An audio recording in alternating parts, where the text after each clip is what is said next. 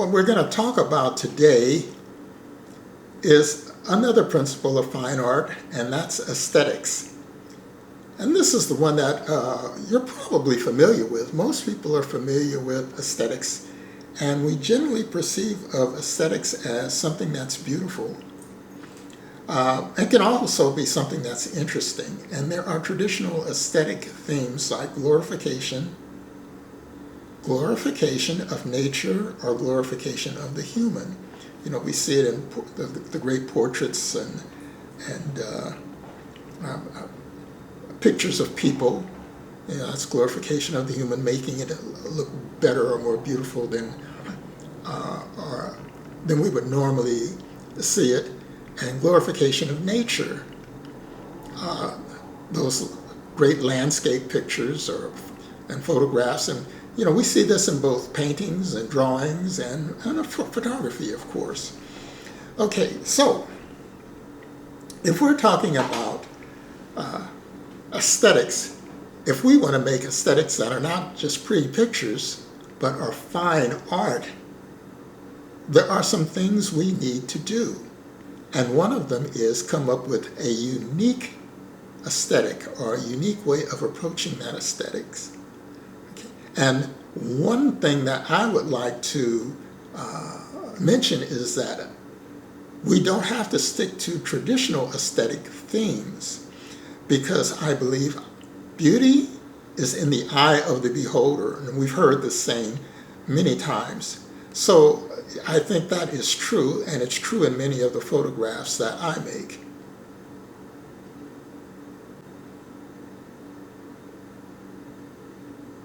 The first photograph that I'm going to talk to you about and show you is one I call resting bubbles. And these bubbles are resting on glass. We've got contrast in tone here. The bubbles are against a black background, but they're actually resting on a mirror. So there's a very slight reflective surface at the bottom. The perspective is unique. We don't usually see bubbles that we see them lying on something flat. This was simply done with a black background, which was velvet, because velvet absorbs light very well, so it's easy to make the background go black. And a circular disc-shaped reflector. I wanted the reflector to kind of model the curvature of the bubble. And so if I used a square reflector, we would have seen corners on it, and it would not have, I think, been as consistent in maintaining that form of the bubbles. The next one I have here is pears on a plate, and this is more dimensional. I wanted to make it look more three-dimensional. It was a little more complex to achieve. This one I printed on a piece of printable acetate, a picture of a window with clouds in the background. And this is simply suspended in the background. And then there is the fabric that is draped over that entire window surface to make it almost appear as a curtain. And the fabric continues to the foreground where the pear is. The pear is on a plate, and the plate actually acts as a secondary frame, which emphasizes the pear, and the pear is simply lit with one light and reflectors so that the shadow detail of the pear is not lost in the picture. So this one, the composition is a little more complex, but it was done in order to, including that background, was there to add depth to it so it didn't appear flat. The next photograph is marching feathers. The feathers are suspended between two sheets of glass. The mountains that are at the bottom of the image are actually just torn tissue paper that's sandwiched between those same two sheets of glass with the feathers. And then there is frosted acetate that is taped to the back of the sandwiched feathers and mountains. and it's set vertically, and the sky is projected onto the back of it. So there's several parts of it. The next one is a single rose that's lying on fabric, and it's lit from underneath. The rose is opaque, which means light won't go through it, of course.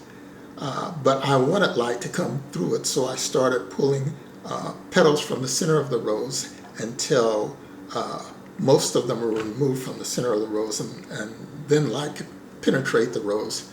And so it has this kind of translucent appearance, which adds another dimension that we don't usually see. The next picture is dead flowers. You know, I'm sweeping up the backyard. I'm out there cleaning up my yard, and I pick up these dead flowers and I hold it up to the light. Now, it's like, beautiful. This would make a great shot. So what I did was I brought them into my little studio. I put them on a sheet of frosted plastic, and I lit it from underneath. And I used the spotlight, and so I just manipulated the light so that it would be a gradient and it would get darker near the edges, making sure there was no light coming through the flowers that was raw. Basically, that's all there is to this picture. It's really kind of simply done. Okay? So there we have some aesthetic things, and some of the pictures are just basically made from garbage. Now, you can follow me on Instagram.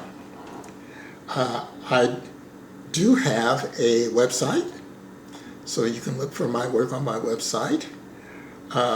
And I will continue to make more videos.